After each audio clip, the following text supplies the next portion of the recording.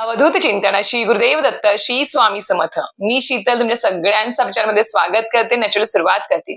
म्हणजे प्रत्येक वर्षी लाखो करोडो लोक जे आहेत ते लक्ष्मीपूजनाच्या दिवशी माता लक्ष्मीचं घरामध्ये पूजन करत असतात। तर किती असे कुटुंब आहेत की ज्यांना अखंड लक्ष्मी प्राप्तीचा आशीर्वाद प्राप्त झालेला आहे की त्यांच्या घरामध्ये माता लक्ष्मी स्थिर स्थावर झाली आहे। असे किती कुटुंब असतील?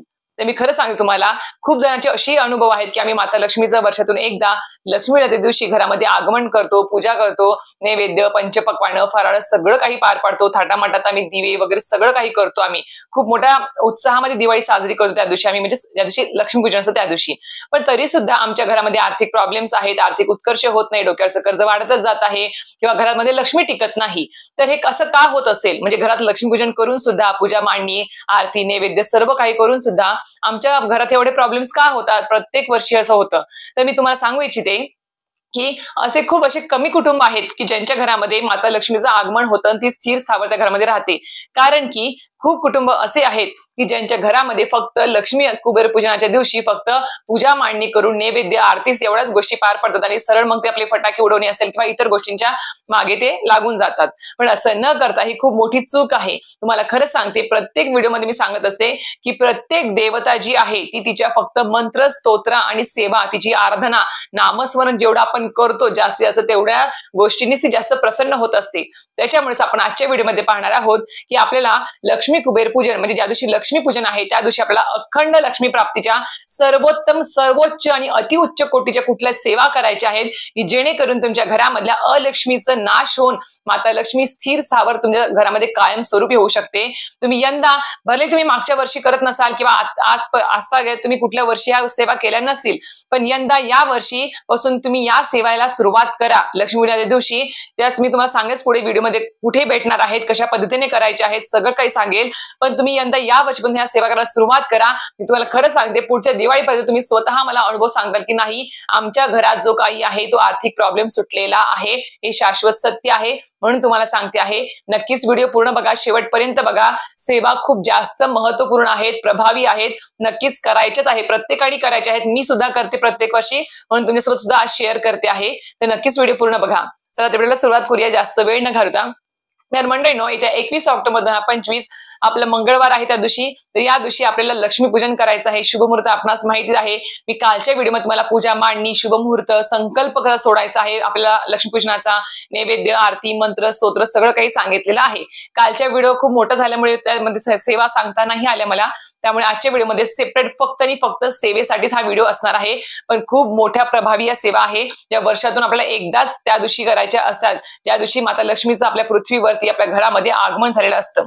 तर आता मंडळींनो, आपल्याला लक्ष्मी कुबेर पूजन जे आपल्या सर्व माता लक्ष्मीच्या व्रतांपैकी सगळ्यात प्रभावी हे व्रत आहे, त्या व्रताच्या दिवशी आपल्याला अतिशय महत्वपूर्ण सेवा करायची आहेत। आता कालच्या व्हिडिओमध्ये मी तुम्हाला सांगितलं स्टेप बाय स्टेप, पूजा मांडणी, तुळशी पूजन असेल, उंबरा पूजन असेल, केरसुनीचं पूजन असेल, त्याच्यानंतर मग आपलं गुरुपूजन असेल, ह्या सगळ्या काही गोष्टी त्या सांगितलेल्या आहे। ते सगळं झाल्यानंतर सर्व त्या पूजेमध्ये देवी देवतांचे अभिषेक स्तोत्र मंत्र सगळं काही नैवेद्य दाखवून झाला, आरती झाली की आपलं लक्ष्मीपूजन संपलं का? तर नाही, तिथून सुरू होतात। म्हणजे आरती झाल्यानंतर आपल्याला अतिशय महत्वपूर्ण सेवा करायच्या आहेत। त्या सेवा म्हणजेच कुठल्या?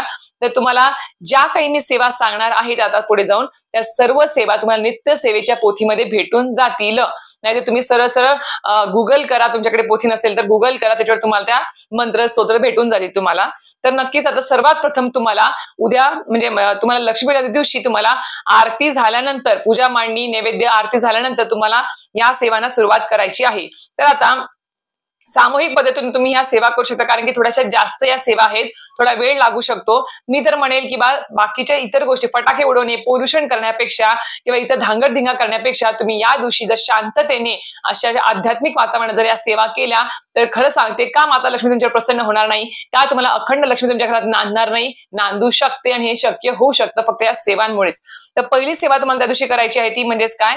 तर श्री स्वामी समर्थ मंत्र एक माळ तुम्हाला त्या दिवशी करायची आहे। आरती झाल्यावरती सामूहिक पद्धतीने करा तुम्ही। एका घरामध्ये समजा आता मुलगा मुलगी मोठे आहेत, आई वडील आहेत, तर वडिलांनी एक सेवा घ्या, बायकोनी एक घ्या, मुलांनी एक घ्या आणि मुलींनी एक घ्या, जेणेकरून ती सेवा लवकर पार पडेल आणि तुम्हाला इतर गोष्टींना तुम्हाला वेळ देता येईल। तर आता पहिली सेवा सांगितली तुम्हाला, श्री स्वामी समर्थ मंत्र एक माळ तुम्हाला करायची आहे। त्यानंतर दुसरं आहे श्री ऋणनाशक गणेश मंत्र, श्री ऋणनाशक गणेश मंत्र एक माळ तुम्हाला करायची आहे।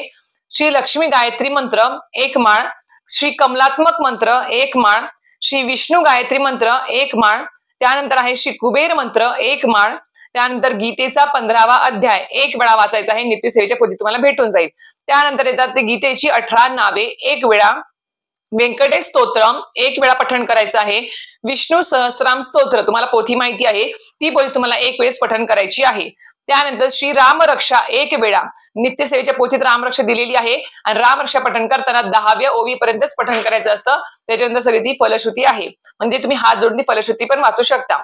तर त्याच्यानंतर आहे श्री ललिता सहस्राम स्तोत्र 1 वेळा पूर्ण पोथी वाचायची आहे. अतिउच्च कोटीची लक्ष्मी प्राप्तीच्या सर्व सेवा आहेत, सर्वोत्तम सेवा आहेत म्हणून सांगते आहे, या करायच्याच आहेत आपल्याला. सोबत तुम्हाला सगळ्यात शेवटी क्षमा प्रार्थना स्तोत्र पठण करायचं आहे. म्हणजे आपण जी काही सर्व मोठी जी आपण लक्ष्मी पूजनाची जी काही पण सेवा पार पाडली आहे, पूजन असेल, जे काही मंत्र स्तोत्र संकल्प असेल, अभिषेक असेल, नैवेद्य असेल, सेवा असेल, त्याच्यामध्ये जर काही चूक भूल काही राहिलं असेल, आपलं म्हणजे यथाशक्ती काही जमलं नसेल आपल्याला करायला, तर आपण तिथे सगळ्यात शेवटी आपल्याला सेवेच्या सगळ्यात शेवटी हात जोडून क्षमा प्रार्थना पठण करायची असते. क्षमा प्रार्थना पण तुम्हाला कुठल्याही तुम्ही खंडोबाचं पुस्तक असेल तुमच्याकडे किंवा देवी आईचं दुर्गा सप्तशती ग्रंथाचं पुस्तक असेल, ते तुम्ही बघा, त्याच्या शेवटी बघा क्षमा प्रार्थना दिलेली आहे. तुम्ही ते पठण जरी केलं हात जोडून तरी सुद्धा चालणार आहे.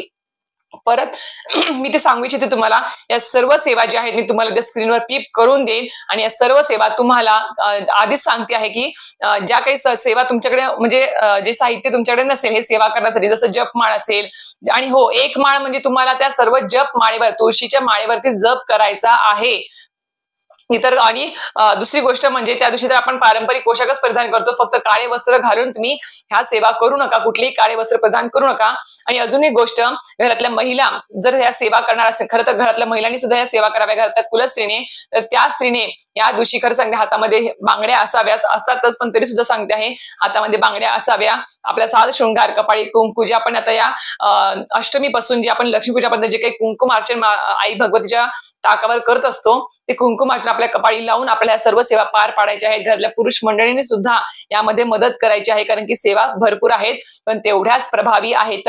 म्हणून मी तुम्हाला सांगते आहे की तुम्ही यंदा या वर्षी, मागच्या वर्षी करत नसाल, याच्या आधी कधी केलं नसेल, तर या वर्षी या सेवा करून बघा लक्ष्मीपूजन दिवशी. बाकी इतर गोष्टींना बाजूला सारा, तुम्ही फक्त या सेवेला जास्त महत्व द्या आणि बघा, तुम्हाला खरं सांगते इतके छान अनुभव येतील ना तुम्हाला. आता ज्यांनी कोणी लक्ष्मीचा जो दिवाळी म्हणजे आपला लक्ष्मी संच आहे, जो दिवाळी संच बॉक्स जो आहे, त्याची सेवा ज्यांनी 13 तारखेपासून सुरू केली आहे त्यांना तर खरंच याचे अनुभव येणार म्हणजे येणारच, कारण की ती अलक्ष्मी निस्सारणाची सेवा आहे घरातली. ती आधी अलक्ष्मी घराच्या बाहेर काढायची असते, त्याच्यानंतर आपण लक्ष्मीचं आगमन घरात करायचं असतं.